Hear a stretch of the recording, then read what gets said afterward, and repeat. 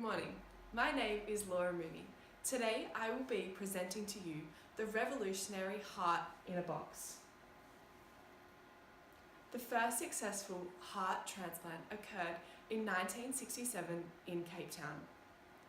Originally, organ transplantations occurred by extracting the organ from the donor, flushing it with preservative solution and transporting it in a cooler box held on ice in a quick and timely manner. However, recent medical discoveries have led to the revolutionary heart in a box, which maintains the donor organ in a functioning state, allowing the successful recovery of many patients suffering heart failure, improving their quality of life. The normal conduction system of the heart involves the SA known as the pacemaker, firing 70 to 80 action potentials per minute. The walls of the atria contract, allowing a conduction through the Purkinje fibers. Normal functioning of the heart can also be detected through an electrocardiogram or ECG. This detects nodal and myocardial cell action potentials. This can be achieved through determining the atrial depolarization and contraction, ventricular depolarization and repolarization, ventricular systole and ventricular relaxation. This is used to detect issues such as arrhythmias in order to determine the most appropriate intervention for recovery. Echocardiography and coronary angiography may also be used to detect the functioning of blood flow throughout the heart. Echocardiography uses sound waves to detect the blood flow throughout the heart, and coronary angiography injects dye into coronary arteries to determine their blood flow throughout the heart. Abnormal functioning of the heart can range from arrhythmias to ischemia to ultimate heart failure. Heart failure has a poor prognosis but a detrimental impact on the life of patients. This impact may be both physical and mental, including edema, sleep deprivation, depression, chest pain and shortness of breath. Treatments often do not improve this dysfunction except for LVAD insertion, but ultimately, heart transplantation is the ultimate cure. Coronary artery disease leads to heart failure. This occurs when plaque builds up on the walls of arteries that supply blood, nutrients and oxygen to the heart. Causes may include smoking, a sedentary lifestyle and a high blood pressure.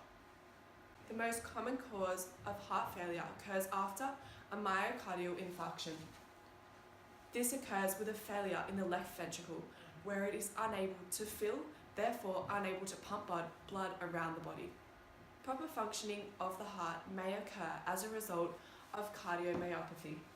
This results when the thickened and scarred walls of the heart are unable to pump blood around the body, therefore unable to meet demands. Symptoms include fatigue, swelling and shortness of breath. There are many types of cardiomyopathy. These may include hypertrophic, dilated and restricted cardiomyopathy. Hypertrophic cardiomyopathy results from the enlargement of the lower heart chambers, resulting in blockages in ventricles. Dilated cardiomyopathy results in weakened ventricles, which may cause an overstrain of the heart, leading to an irregular heartbeat. Risk factors include high blood pressure and genetic links. Restrictive cardiomyopathy results from the stiffening of heart walls.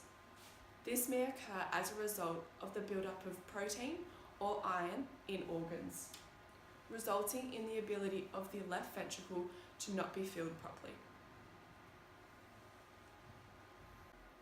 Heart transplant is the final option for patients suffering from heart failure, involving the insertion of a donor heart into the suffering patient.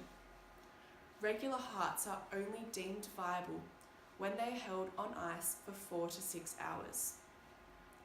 According to Transmedics, 70% of donor hearts are deemed unviable as a result of storage issues. Therefore, they created this wonderful device that keeps the donor heart beating, allowing more and more patients to receive a heart transplant. The first successful beating heart-in-a-box transplant occurred in 2014 at St Vincent's Hospital Heart and Lung Transplant Unit. This allowed many lives to be turned around and has great optimism for the future. So how does it work? This technology involves a donor heart sitting in a four-wheeled cart which constantly pumps blood through the heart, keeping it alive. Without this technology, it quickly decays. It also involves an oxygen pump and electrical monitor, ensuring it is still working properly before inserted into the patient. It involves warm perfusion, which is the constant circulation of blood, bringing nutrients and oxygen. It also involves a biochemical, metabolic and functional assessment of the organ to ensure it is appropriate to be placed within the patient. As a result, more people are receiving more hearts as more hearts are becoming viable. The window of opportunity for the future for heart transplants is extended as hearts remain viable while still beating in the box, saving many, many more lives.